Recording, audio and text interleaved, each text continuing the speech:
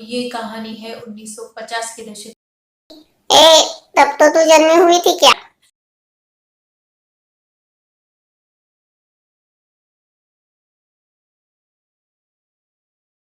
Sorry sorry sorry, ये कहानी है 2 साल पुरानी। एक दिन ऐसे ही मैं, मेरी आई और मेरा मामू, हम तीनों लॉन्ग ड्राइव के लिए गए थे। इवनिंग के 6, साढ़े 6 बज गए होंगे जब लॉन्ग ड्राइव के लिए गए। अब हम जाते हैं तो थोड़ी देर से ही आते हैं ना, तो रिटर्न आते समय रात के 10, साढ़े 10 बज गए थे। हम जिस रोड से आ रहे थे नेशनल हाईवे था, और हमेशा की यूज वाला रोड था। तो वहां नेशनल हाईवे के पास ही एक हवेली है। वो हवेली बहुत सुंदर है, इतनी सुंदर कि किसी का भी मन करता है कि अंदर जाकर हम देखे, घूम कर आए वो हवेली। हवेली बंद है। तो आई ने ऐसे ही कहा, ये हवेली मेरे बचपन से मैं देखती आई हूँ, मुझे एक बार तो इस हवेली में जाकर देखना है कि क्या है अंदर, कितनी कैसी है, कितनी सुंदर है वगैरह ऐसे। तो मामू ने गाड़ी रोक दी।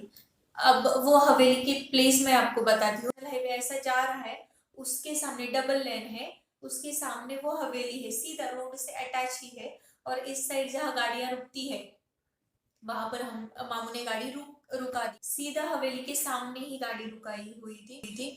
तो हमने पूछा क्यों रुके, मामू ने कहा तुम्हें हवेली देखनी थी ना, देखो यहाँ से।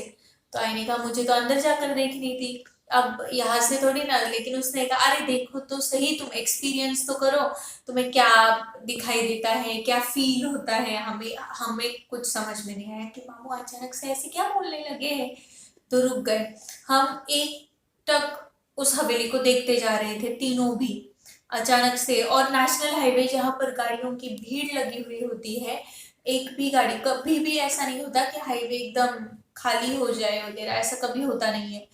लेकिन जैसे ही हम रुके उसके 5 मिनट बाद ही हमारे आगे पीछे कोई गाड़ी नहीं थी, एक भी गाड़ी हमें पास नहीं हुई।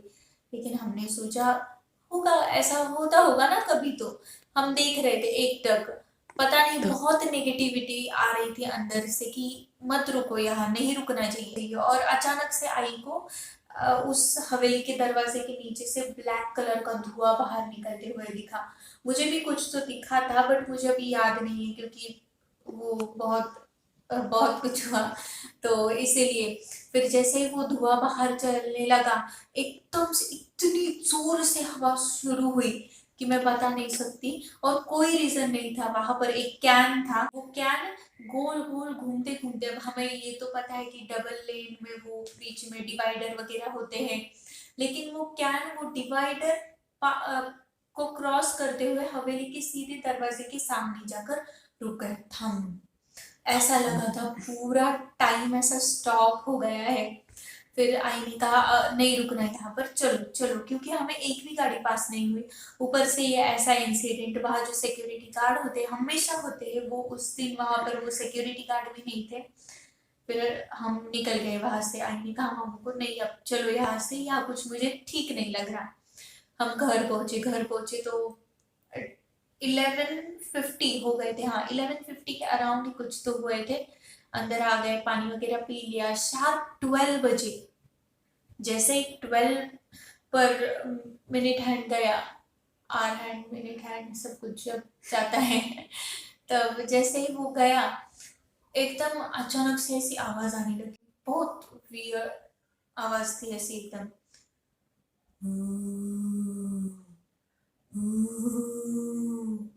ऐसी आवाज थी वो, मैं बता नहीं सकती, बहुत इससे भी डरावनी आवाज थी, और इतनी बड़ी आवाज थी कि फर्स्ट फ्लोर तक वो आवाज सुनाई दी जाए। हमने फिर भी हमने सोचा कि कुत्ता वगैरह कुछ तो होगा, ऐसी आवाज होगी ना। लेकिन अगर कुत्ते की आवाज होती तो वो 2-3 मिनट के बाद शांत हुई होती ना, मतलब बंद हुई थी। लेकिन वो आवाज कंटिन्यूसली चल रही थी। और उसके बाद ही एलिफेंट के पैर, जैसे जब एलिफेंट चलते हैं तो कैसे धक धक धक आवाज आता है, वैसे ही आवाज हमारी जो बगल वाली आंटी का दरवाजा है वहां पर एक आवाज आया, धक। हमारे दरवाजे के सामने, और हमारे दरवाजे के सामने जो स्टेयर्स है वहां पर एक आवाज आया, धक। ऐसे सिर्फ 3 ही पैरों की आवाज आई, धक धक धक। और वो बंद हो गए, मतलब पैरों के आवाज बंद हुए, और वो जो फिर से आवाज आ रही थी वो शुरू हो गई। वो वाली वो आवाज शुरू हो गई। फिर हम डर गए क्योंकि ठीक है आवाज आ सकती है, लेकिन ये क्या था ऐसे पैरों की आवाज। तो फिर आई ने कहा, और उस दिन मेन बाबा यहाँ नहीं थे, वो बाहर गए थे उनकी मीटिंग के लिए, और पार्थ भी यहाँ नहीं था। फिर आई ने कहा बाबा को कॉल करो। कॉल किया। अब कोइंसिडेंस तो नहीं हो सकता ये। अब देखो, मामू के फोन से कॉल किया, उसके फोन को सीधा आया कि कंपनी ने आपका सिम ब्लॉक कर दिया है। अब ठीक एक का आ सकता है, आई का क्या कारण है आने का, आई ने उसके फोन से ट्राई किया, उसका भी यही आया कि कंपनी ने आपका सिम ब्लॉक कर दिया है। हमने ऐसे 5 से 6 बार कॉल किया दोनों के मोबाइल से, बाबा को यही आ रहा था कंपनी ने सिम ब्लॉक कर दिया है, ब्लॉक कर दिया है, यही। जैसे ही 3 बजे, 3 बजे कहते हैं ना ब्रह्म मुहूर्त शुरू होता है, 3 बजे शार्प आवाज बंद हो गई। और फिर ये तो हम सबने पढ़ा है ब्रह्म मुहूर्त शुरू होता है, तो इसीलिए मैंने ये सोचा चलो कॉल, अब मैंने कहा चलो अब कॉल करके देखो होता है या नहीं कॉल। दोनों के फोन फिर से ज्वाइन हो गए थे, कॉल भी लगा दोनों के भी फोन से। फिर हम डर गए थे, पूरी तरह से डर गए थे, क्योंकि ऐसा इंसिडेंट अगर किसी के लाइफ में हो तो डेफिनेटली वो डर ही जाएगा। उसके बाद मामू चला गया, मतलब मामू को बाहर जाना था इसलिए, और उसके बाद आवाज बंद हो गई, कोई डरा मीन्स डरने वाला नहीं था। तो इसलिए मामू ने कहा अब मैं जाओगे, तो हमने कहा ठीक है तुम जाओ। मामू चला गया, लेकिन मामू की गाड़ी हमेशा वो 80 100 स्पीड से वगैरह चल रहा था। उस दिन घर जाने तक उसकी गाड़ी 20 30 इसी बीच में, वो रेस दे रहा है दे रहा है दे रहा है, फिर भी रेस नहीं हो रही थी, गाड़ी वैसे ही चल रही थी वैसे ही चल रही थी 20 30 के बीच में। उसने कॉल किया, उसने कहा गाड़ी की स्पीड ही नहीं बढ़ रही। हम डर गए अब ये पहुंचता है या नहीं घर ठीक ठाक, लेकिन वो पहुंच गए। दूसरे दिन फिर आई ने कंफर्म करने के लिए कि वो आवाज सिर्फ हमें आ रही थी या बाकियों को, क्योंकि आवाज बहुत बड़ी थी, आवाज जानी चाहिए, फर्स्ट फ्लोर तक आवाज जा सकती थी, इतनी बड़ी आवाज थी। आई पड़ोस वाली आंटी से पूछा कि आपको ऐसी आवाज आ रही थी क्या। उन्होंने कहा नहीं हमें तो कोई आवाज नहीं आई, हम तो 12:30 तक टीवी देख रहे थे, कल हम जागे हुए थे। पूरे हमारे ऐसे हाथ पर रोंगटे खड़े हुए थे, क्योंकि वो आवाज सिर्फ हम तीनों को ही सुनाई दे रही थी और किसी को सुनाई नहीं दी। जितना डर उस टाइम नहीं लगा उतना डर उनकी बातें सुनने से लगा, क्योंकि डेफिनेटली लगेगा। पहले दिन दरवाजे के पास आवाज आ रही थी, दूसरे दिन विंडो के पास आवाज आने लगी, लेकिन पहले दिन सोए हुए नहीं थे। और फिर आईने का समूह आवाज आने लगी, कुत्ता बिल्ली एकदम वियर्ड तरीके से चिल्लाने, मतलब वो चिल्लाते हैं ना उस तरीके से चिल्लाने लगे। उस दिन भी आवाज ऐसे ही बड़ी थी, आईने का आवाज आ रही है आवाज आ रही है।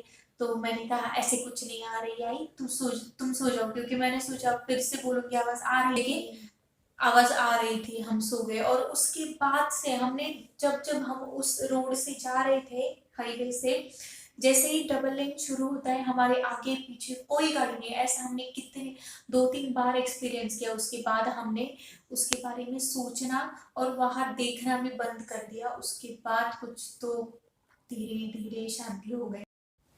तो कैसे लगी आपको मेरी स्टोरी।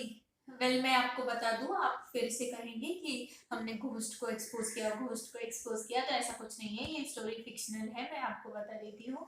हाँ ये डेफिनेटली है कि ये हमने एक्सपीरियंस किया, लेकिन हमने पड़ोस वाली आंटी से भी पूछा, उन्हें उन्हें कोई आवाज नहीं सुनाई दी, लेकिन आज तक हमें समझ में नहीं आया कि वो पक्का क्या था, वो घोस्ट का एक्सपीरियंस था या कुछ अलग था। लेकिन आप इसका मीनिंग मत लीजिए, एंटरटेनमेंट के लिए कहानी सुनिए। Thanks for watching, bye.